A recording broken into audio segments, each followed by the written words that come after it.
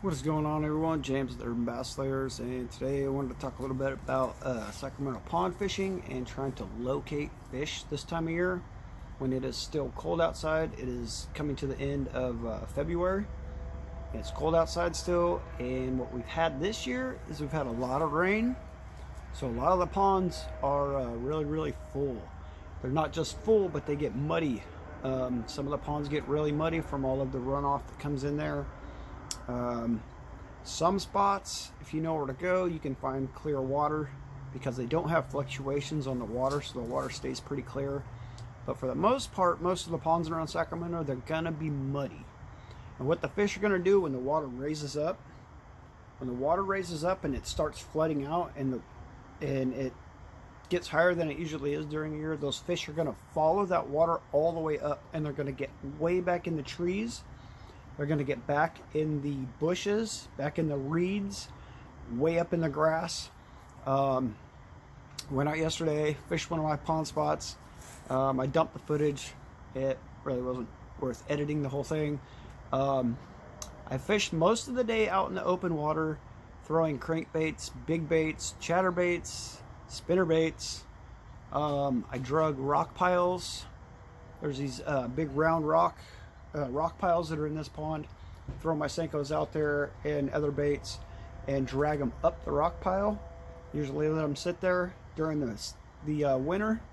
Used to always catch them that way. I hooked into one little dink yesterday doing that. Where I ended up finding two good ones, and I totally blew it on both of them, is I went all the way to the far end of the pond, the furthest away from where the dam's at. Now in the winter they always tell you want to fish the deepest water by the dams. I fished all of that area everywhere you could think, and there was no fish there. Now I don't have electronics on my raft.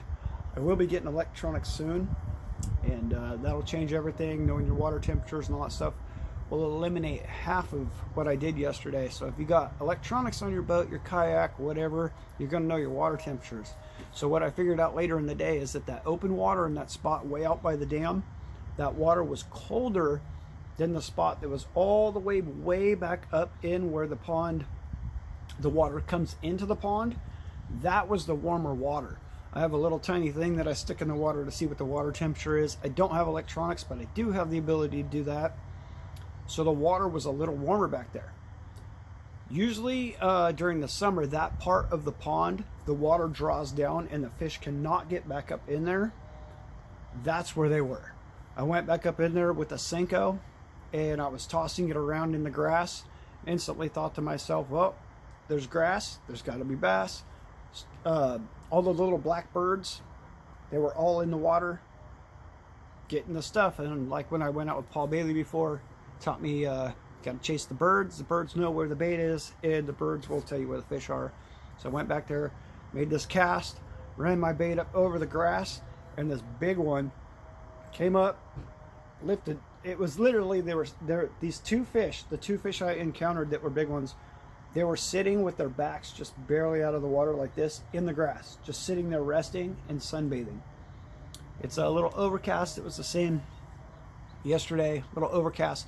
So the sun wasn't really out for them to get out and move around. It was just enough for them to sit there and sunbathe. Made that cast, ran it over the top of them. The fish came up, blew up, grabbed my Senko, and I went to set the hook, and it ripped half of the Senko off, and I missed that fish. I ended up making another cast, and it was about 20 feet away from that one. There's a couple trees way back up in there. I was pitching all around the trees. There's two different open spots that had grass. That's where I got my two fish to move. Tossed out there, same thing, ran it over. The fish came up, tried to get it, missed it, and that was it. This time of the year when it's cold like that, they'll usually go for the bait once, and they won't go back for it. You get your one chance, and that's about it. So I went way back up in the trees. So if you are shore fishing, your best bet is to try to fish in spots where that water is really way up. Like if there's reeds in the water, and that water usually stays out here, and the water rises way up and gets past the reeds, and you got open water back here, those fish will sit in that water because it's warmer.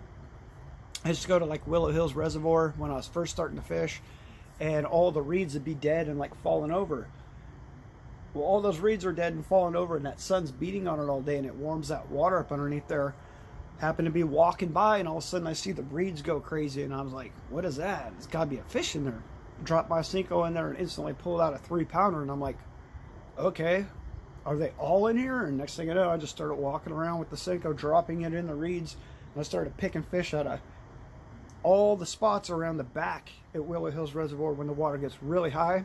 I went around over by the big ledge, dropped in and pulled out like a 5.5, 6-pounder. That was one of my first big fish ever.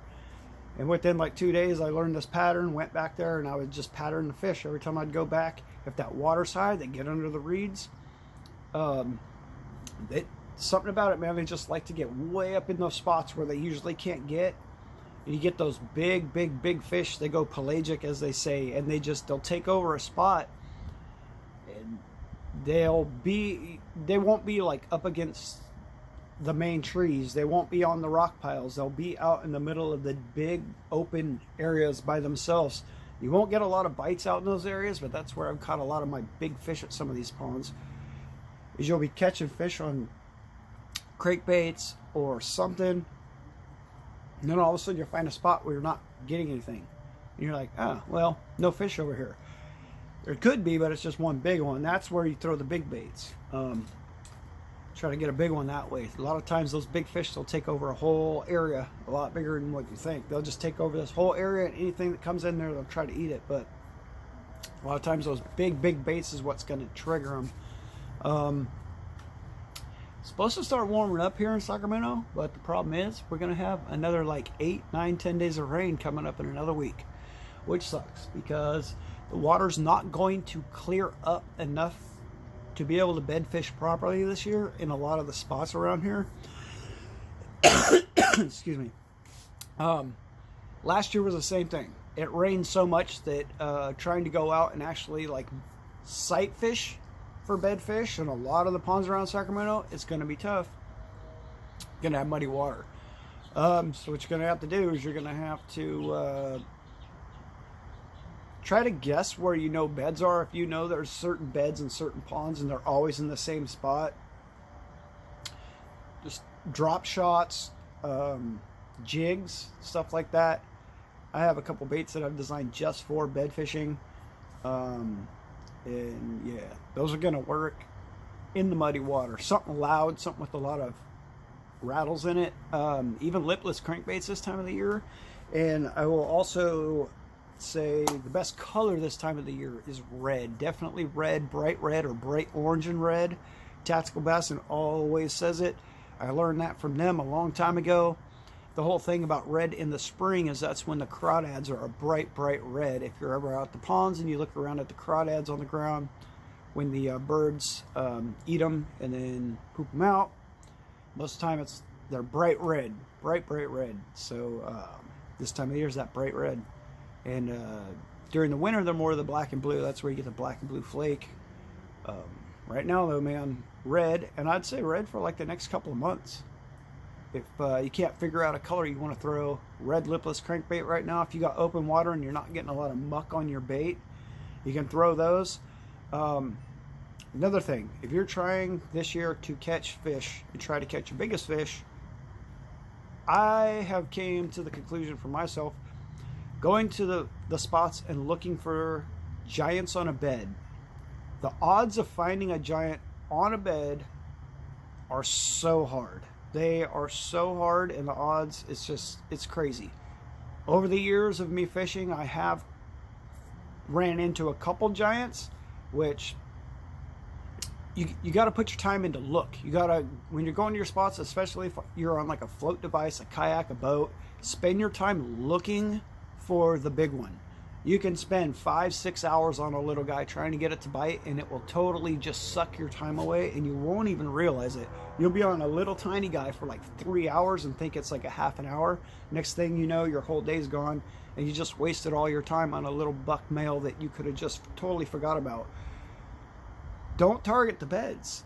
target the deeper water around the beds with really big baits. That's what we're really going to focus on this year. A lot of my wood baits and my other baits that I have, some soft baits, the Buka brand, the burritos, and I have some other stuff.